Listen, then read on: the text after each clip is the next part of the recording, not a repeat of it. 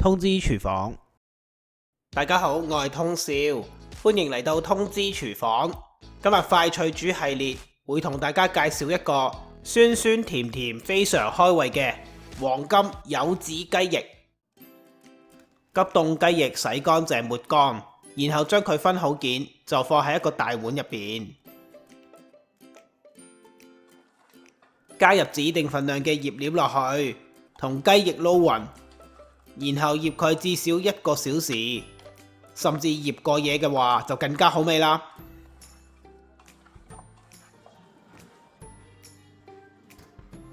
雞翼醃好咗之後，喺煮之前，我哋加入指定份量嘅中筋麵粉落去，等啲雞翼薄薄地咁樣俾啲麵粉包住。如果你同我一樣係用氣炸鍋去煮嘅話，記得呢個時候要用指定嘅溫度將氣炸鍋預熱5分鐘。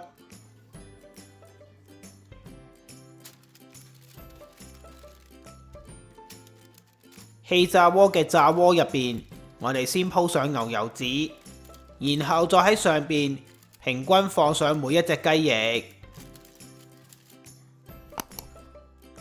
翼，然後每隻雞翼上邊都平均咁樣掃啲油或者噴啲油上去，然後用指定嘅時間同溫度將雞翼焗到金黃，記得中途要反一次，但係就唔需要再掃油。呢個雞翼當然亦都可以用中火半煎炸咁樣將啲雞翼煎到金黃。詳細嘅做法可以留意返我文字食譜。鍋入邊我哋用細火，唔需要加任何嘅油落去，加入指定份量嘅醬汁，然後慢慢咁樣將佢煮滾。記得呢個時候要試下味。如果嫌佢太酸嘅話，不妨加多少少蜜糖落去。相反，如果覺得係太甜嘅話，就要加返多少少嘅檸檬汁啦。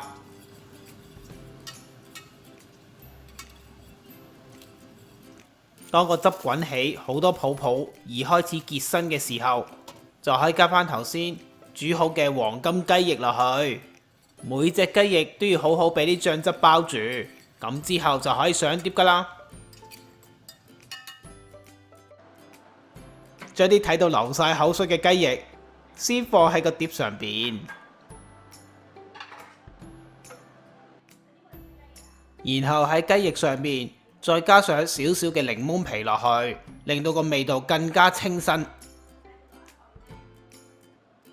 咁呢一個非常之開胃惹味嘅黃金柚子雞翼完成。食譜所需要嘅材料份量都可以去我文字食譜重溫，喺呢條短片嘅煙火就呢個食譜嘅連結提供俾你去參考。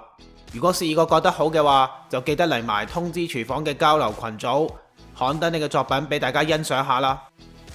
如果大家中意我嘅短片，希望你會俾個 like 同埋 share 俾你身邊嘅朋友，仲要訂閱我嘅頻道支持下我。